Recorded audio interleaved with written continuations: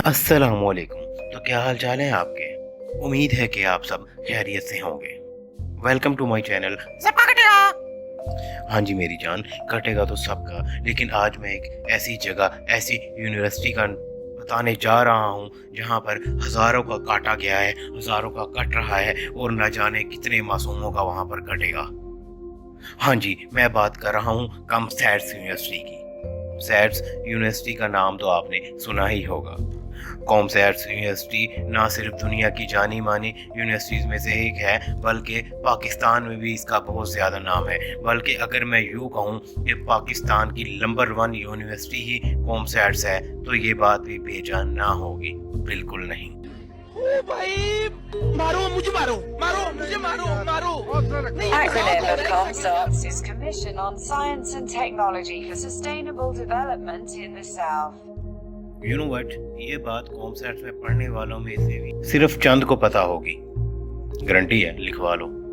COMSATS university का main campus Islamabad में है और इसके टोटल 8 कैंपस हैं। मेन कैंपस जैसे कि इस्लामाबाद हो गया, एबटाबाद, अटक बिहाड़ी, लाहौर, वास, साहिवाल और वर्चुअल कैंपस। आज की इस वीडियो में मैं खासकर कॉमसैट्स लाहौर के बारे में बता रहे जा रहा हूँ। ये वीडियो खासकर उन न्यू स्टूडेंट्स के लिए है जिनका अगले 4 साल तक लगातार काटा जाएगा। एक नए स्टूडेंट को एडमिशन के लिए गाइडलाइन देने वाले तो बहुत मिल जाते हैं, लेकिन आज की इस वीडियो में मैं आपको वो बातें बताऊंगा जो एक न्यू कमर जानने का तजस्सुस रखता है, जैसे कि वो बातें जिनका एक स्टूडेंट को यूनिवर्सिटी में आकर पता चलता है। चलो भाई। हाँ जी, तो सबसे पहले बात करते हैं कॉमसैट्स लाहौर के डिपार्टमेंट्स की। नहीं बल्कि छोड़ें, ये तो आप गूगल से भी देख सकते हैं।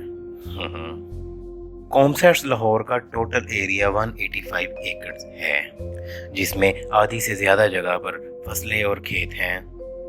मेरी कॉमसैट्स वालों से अपील है कि इतनी जगह खाली पड़ी है, कम से कम एक स्विमिंग पूल ही बनवा दें ताकि गर्मी अच्छी गुजर जाया करे हमारी। जैसे हर यूनिवर्सिटी में डिफरेंट ब्लॉक्स बने होते हैं, उसी तरह कॉमसैट्स लाहौर में भी ब्लॉक हैं। Block ABCDNHKO। मुझे आज तक ये बात समझ नहीं आई, ये तरतीब से ब्लॉक्स के नाम क्यों नहीं रखते। अगर आप में से किसी को पता हो तो मुझे कमेंट सेक्शन में ज़रूर बताइएगा। वैसे उनके अलावा केमिकल, डी फार्मेसी और आर्किटेक्चर डिपार्टमेंट्स भी हैं। आप लोगों ने सुना ही होगा कि कॉमसैट्स CS और SC के लिए ज़्यादा मशहूर है। बस फिर FSC के बाद कॉमसैट्स की आधी से ज़्यादा आवाम कंप्यूटर इंजीनियर का ख्वाब देखने लगती है और इसी चक्कर में कॉमसैट्स में CS और SC को फर्स्ट और सेकंड प्रेफरेंस पे रख के अप्लाई कर देती है। थर्ड प्रेफरेंस या तो BBA होती है तो फिज़िक्स होती है। अब जाहिर सी बात है, मेरिट हाई होता है तो पहली 2 प्रेफरेंस तो उड़ जाती हैं, तीसरी में जाकर फंस जाते हैं जो कि BBA और फिज़िक्स होती है। इसी तरह कॉमसैट्स की आधी से ज़्यादा आवाम BBA और फिज़िक्स में अटकी हुई है। आप जाकर उनसे पूछ भी सकते हैं, वो यही जवाब देंगे कि बस यार वहाँ नहीं हुआ तो अब ये कर रहे हैं। अगर बात करें कि ओपन मेरिट वालों की, वो तो किसी और यूनिवर्सिटी में भी चले जाते हैं अगर उनका CS SC में ना हो, लेकिन जो लेबर कोटे वाले हैं उनके लिए तो गोल्डन अपॉर्चुनिटी है, वो तो नहीं जा सकते। अब ये तो किसी किताब में नहीं लिखा। इनके अलावा अगर बात की जाए कॉमसैट्स के ग्राउंड की तो इसमें क्रिकेट ग्राउंड है, बास्केटबॉल कोर्ट भी है। क्रिकेट ग्राउंड ऐसा है कि जिसमें कॉमसैट्स की आवाम बहुत कम खेलती है, बस इधर उधर वाले ज़्यादा खेलते हैं। पर एक स्पोर्ट्स कम्प्लेक्स मौजूद है जहाँ पर आप अपना कार्ड देकर बास्केटबॉल, फुटबॉल, बैट बॉल कुछ भी ले सकते हैं और वापसी पर कार्ड लेकर अपनी चीज़ वापस दे दें। लाइब्रेरी मौजूद है, किताबें तो वहाँ बहुत हैं लेकिन पढ़ने वाले बहुत कम, आज की मशौक़ी वाले ज़्यादा मौजूद होते हैं और कुछ ऐसे जो गर्मियों में AC की ठंडी हवा खाने के लिए बैठे होते हैं। अच्छा खासा रश तब होता है जब S1 और S2 चल रहे होते हैं और लाइब्रेरी में पैर रखने की जगह भी नहीं होती। इतना रश होता है कि बस ना पूछें आप। कॉमसैट्स लाहौर में काफ़ी सोसाइटीज़ बनी हुई हैं, CMS, यूथी, SEMS, CLS, इंकशाफ और भी काफ़ी हैं। ये यूनिवर्सिटी में सेमिनार्स करवाती हैं, इवेंट्स करवाती हैं। ख़ासकर जब स्टूडेंट वीक नज़दीक आने वाला होता है तो ये कैफ़े के आगे झोलियाँ फैलाकर बैठ जाते हैं, हमारी मेंबरशिप ले लो। खैर काफ़ी सोसाइटीज़ अच्छा काम कर रही हैं। अच्छा काम बेसिकली तब होता है जब स्टूडेंट वीक में इनके पास बजट हो और बजट यूनिवर्सिटी ने देना होता है, जो कि इनको नहीं मिलता, तो बस फिर थक्कड़ स्टूडेंट वीक गुजरता है। अगर बात की जाए माहौल की तो आपको सबसे ज़्यादा माहौल आर्किटेक्चर की तरफ मिलेगा। वहाँ पर लड़के नहीं होते क्योंकि लड़कों के नाम वहाँ पर छक्के पाए जाते हैं। उसके बाद मैनेजमेंट साइंसेस, इस बात से मैं एग्री नहीं करता क्योंकि हमारी किस्मत शायद ख़राब थी, मे भी कुछ ऐसा हो। लेकिन बाकी तो बहुत कहते हैं कि भाई BBA में अकाउंटेंट है, लेकिन मुझे नज़र नहीं आता। और उसके बाद आ जाती है फ़िज़िक्स। बस यही 3 डिपार्टमेंट्स हैं। बाकी डिपार्टमेंट्स बस इन्हीं को ताड़ तोड़ के गुजारा करते हैं या अपनी बाजियों के साथ खुश हैं। पूंडी करने की सबसे मेन जगह एक तो कैफ़े है और दूसरी बारादरी। और अगर टाइमिंग के हिसाब से बात की जाए तो 4 से लेके 5:30 तक जो माहौल होता है वो आपको पूरे दिन में नज़र नहीं आएगा। लेकिन जब S1 S2 चल रहे होते हैं तब आपको ऐसी ऐसी परियां नज़र आएंगी जो आपने सोचा ही नहीं होगा कि ये भी यहाँ पर हैं, क्योंकि टाइमिंग का फ़र्क है ना असल में, क्योंकि ऑड और इवन सेमेस्टर्स वाला हिसाब है। स्टूडेंट्स की परेशानी हल करने के लिए एक SSC सेंटर बनाया गया है, स्टूडेंट सर्विस सेंटर, जिस पे भी 2-3 अच्छी अच्छी बाजियाँ बैठी होती हैं और 2-3 खड़ूस से अंकल। तो वहाँ पर आपके मसले वगैरह हल किए जाते हैं और काफ़ी ज़्यादातर लौंडे जिनको मसले नहीं होते, वो फजूल के मसले सिर्फ उनको ताड़ने के लिए वहाँ पर पहुँच जाते हैं। मुझे अभी अभी सूत्रों से पता चला है कि मैं 2 डिपार्टमेंट्स मिस कर गया हूँ, एक साइकोलॉजी और एक डी फार्मेसी। साइकोलॉजी एक ऐसा डिपार्टमेंट है जहाँ पर सिर्फ आपको लड़कियाँ ही लड़कियाँ नज़र आएंगी और लड़कियों के 2-4 से भाई, वो भी परेशान हो जाते हैं कि भाई हम इसमें क्या करें, और लड़कियाँ परेशान होती हैं कि क्या करें। और डी फार्मेसी में भी काम टाइट है। बस वहाँ के जब वो वाइट कोट पहन कर कैफे आती हैं तो हर कोई यही ख्वाहिश कर रहा होता है काश में वाइट कोट होता।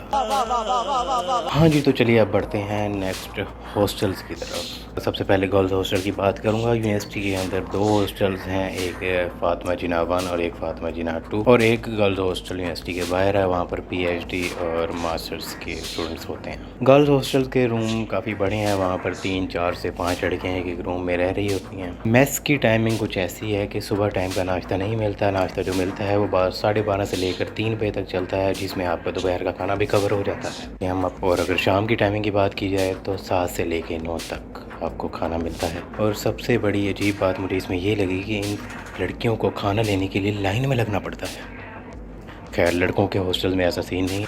खैर लड़कों की बात मैं बाद में करता हूँ, पहले लड़कियों के हॉस्टल्स को ज़रा कवर अप कर लूँ। अगर बात की जाए स्ट्रिक्टनेस की लड़कियों के हॉस्टल्स में, तो वो तो लड़की जब तक खुद ना चाहे तो कुछ नहीं हो सकता। वैसे तो टाइमिंग होती है कि 6 बजे के बाद लड़कियां हॉस्टल्स के बाहर नहीं जा सकती, लेकिन अगर वो खुद ना चाहें तो वैसे 6 से 7 लड़कियों की जिम की टाइमिंग भी होती है। और हर 2 से 3 हफ्तों के बाद लड़कियों का एक टूर लेके जाते हैं हॉस्टल वाले। फोर्ट्रेस, एम्पोरियम, पैकेजेस, अनारकली, और जिन्होंने जो सामान लेना होता है बाज़ार से वो वहाँ से ले सकते हैं। जैसे उर्दू बाज़ार से किताबें लेनी है, लेकिन वो कम ही होता है। और चंद नमूनियाँ ऐसी होती हैं जिनको अपने भाई से मिलना होता है, तो जब उनका टूर बाहर जाता है एम्पोरियम वगैरह में, तो वहाँ पर वो अपने भाइयों को भी बुला लेती हैं। घर वाले जैसे अक्सर परेशान हो जाते हैं कि लड़की हॉस्टल जाकर ख़राब हो गई है या ख़राब हो ना चाहे, तो मैं कहता हूँ कि जब तक वो खुद ना चाहे तो ऐसा कुछ नहीं होता। It's all depend on them. और अगर बात की जाए मेस बिल की, तो वो 2500 से 3500 के दरमियान में आता है और मंथली होता है। मेस बिल में इंटरनेट, रूम सर्विस, खाना शामिल होता है। अगर इसके अलावा आप अपने रूम में कूलर या फ्रिज रखना चाहती हैं तो आपको उसका अलग से बिल देना पड़ेगा। चलिए जी, अब बात करते हैं लॉन्डो के बारे में। बॉयज़ के 4 टोटल हॉस्टल हैं, LDA 1, LDA 2, जुपिटर और जौहर। LDA 1 यूनिवर्सिटी के सबसे ज़्यादा नज़दीक है, लेकिन वो अफ़गानियों का होता है, मतलब उसमें अफ़गानी स्टूडेंट्स होते हैं, तो उसकी बात हम नहीं करते। LDA 2 यूनिवर्सिटी से तकरीबन 8 किलोमीटर के फासले पर है। LDA 2 में टोटल 170 स्टूडेंट्स की जगह है। LDA 2 के रूम थोड़े छोटे, इसलिए एक रूम में 2 से 3 लड़के रहते हैं। LDA 2 की ख़ास बात यह है कि इसमें रूम्स में अटैच बाथरूम है और इसका मेस भी बाकी हॉस्टल्स की निस्बत बेहतर है। लेकिन अगर बात की जाए मेस बिल की, तो मेस बिल इस हॉस्टल का बाकी हॉस्टल की निस्बत थोड़ा ज़्यादा होता है, जो कि 3 से 5 हज़ार के दरमियान हर महीने ठुकता है। बॉयज़ हॉस्टल में मेस की टाइमिंग ये होती है सुबह 7:30 से लेके 9 बजे तक और शाम को 7:30 से लेके 9 बजे तक। खैर ये तो मौके की मुनासबत से चेंज होती रहती हैं। LDA 2 का मेन इशू ये है कि इसके इर्द गिर्द कोई बाज़ार नहीं है, मतलब होटल्स वगैरह भी नहीं है, कोई शॉप्स वगैरह भी नहीं है। यहाँ पर सबसे नज़दीक एक इनको शेर शाह बाज़ार लगता है, वो भी यहाँ से तकरीबन 1-1.5 किलोमीटर दूर है। पैदल जो चला जाए वो तो ठीक ही है, लेकिन अगर जिसके पास LDA 2 में रह रहा है और उसके पास बाइक है तो वो काम सबसे बेस्ट। अब बात करता हूँ जुपिटर हॉल की। जुपिटर हॉल कॉमसेट्स बॉयज़ के हॉस्टल्स में सबसे बड़ा हॉस्टल है, जिसमें 240 स्टूडेंट्स एट अ टाइम रह सकते हैं। बाकी सब भी ठीक ही है, मेस भी बस नॉर्मल ही है। और मेन इशू ये है कि सबसे ऊपर वाले फ्लोर पे सर्दियों में गर्म पानी नहीं आता, और सोचें सर्दियों में जिसका ट्रक उड़ जाए उसका क्या होगा, फिर सुबह कैसे नहाएगा वो। बाकी जैसे हो। खैर अब बात करते हैं जोहर हॉल की, जिसमें 150 स्टूडेंट्स एट अ टाइम रह सकते हैं। जोहर हॉस्टल वेलेंशिया टाउन में मौजूद है।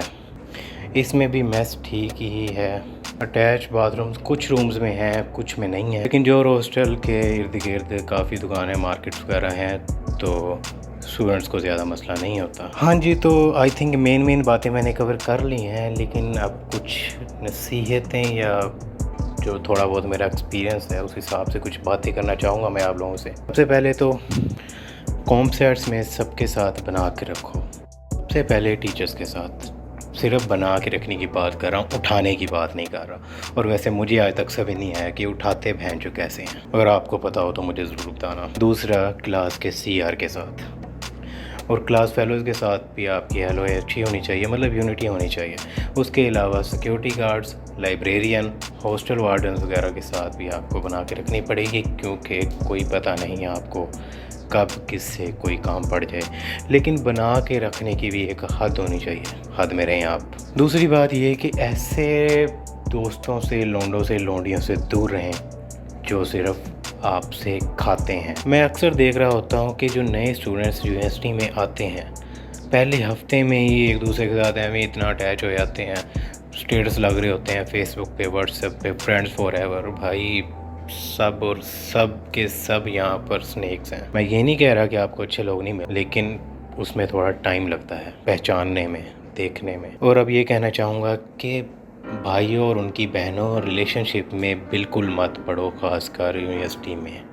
जलील हो जाओगे, रुल जाओगे, स्टडी नहीं होगी और बाकी कुछ हो जाएगा, यू नो बेटर।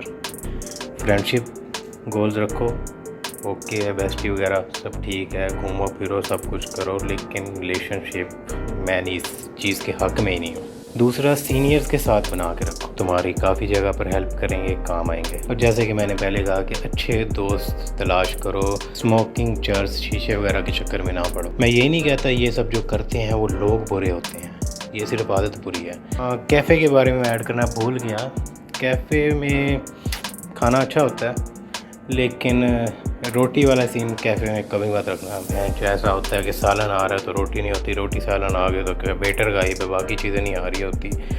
तो इसके लिए बासी बेस्ट है, कार्डियम कैफ़े की अच्छी है, बाकी चीज़ें भी सही हैं। और नए स्टूडेंट्स के लिए एक बात मैं आपको कहने के बोनस दे रहा हूँ कि जब आप कैफ़े में जाते हैं, नए स्टूडेंट्स खासकर, वेटर्स को पता होता है कि वो देख के पहचान लेते हैं कि ये नया लौंडा आया है, इसको झांसते हैं।